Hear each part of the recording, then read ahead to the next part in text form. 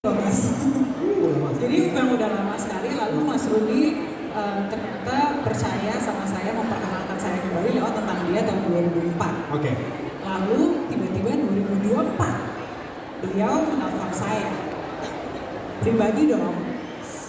Challenge yang terberat sih bilang enggak.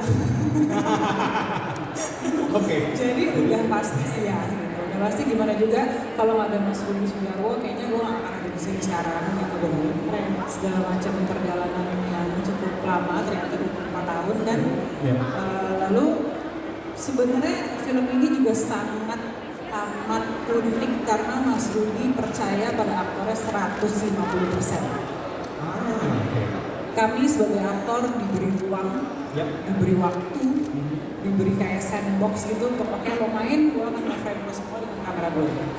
Nomor satu yang Mas Rudi waktu pertama kali bilang untuk pitching film ini ke aku adalah pendekatannya mau kayak dokumenter. Jadi gimana caranya supaya aktor-aktor kalian menciptakan dunia yang gue mau frame di film itu. Jadi memang persiapannya cukup panjang dan cukup detail gitu. Kami berempat sebagai kakak adik yang mungkin bentuknya nggak sama. Saya paling tua, ini kedua, ketiga, keempat. Anak dari Christine Hakim dan Salma Harjo.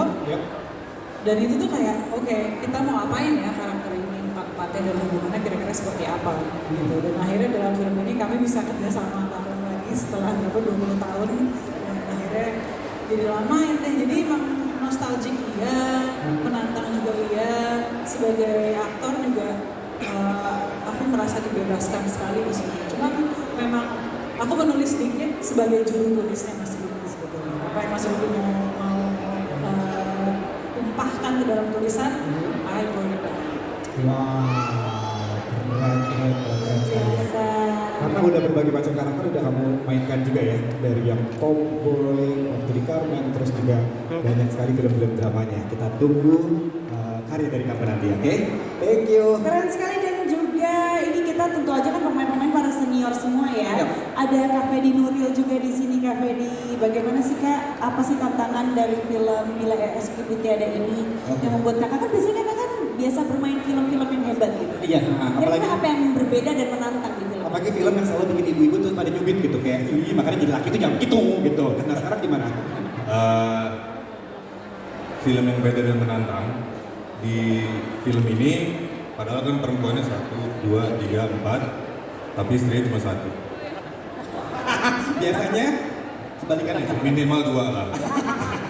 Tapi enggak, di sini istri cuma 1 karena di sini memang fokusnya kakak beradik ya. Asti, gue, Manda, dan Yasmin, Hana sebagai istri. Sama kayak Asti yang menantang ini, metode atau gaya syutingnya Mas Rudi itu pengen kayak dokumenter. Dan kita tahu dokumenter itu se-real itu, senatural itu, karena kan biasanya based on true story dan kamera yang ngikutin gitu ya, mikirin blocking, mikirin gimana. Jadi secara acting memang harus senatural dokumenter gitu.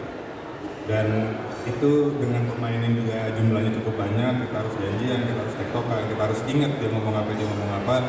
Nah itu seru sih, tapi ya menantang gitu. Karena gimana memang rasanya penonton yang nonton juga ada di sekitar situ. Gitu sih. Keren banget ya, tapi pasti pesannya akan tersampaikan dengan sangat baik karena aktingnya juga jago-jago banget di sini. Luar biasa Kakak. Dan yang bikin saya tertarik untuk mau main di sini, biasanya memang kita kebanyakan drama itu tentang cinta, cerita romantis kepada orang tua. Tapi di sini juga menekankan kalau hubungan kakak adik itu juga sebuah hubungan yang harus diusahakan untuk tetap harmonis.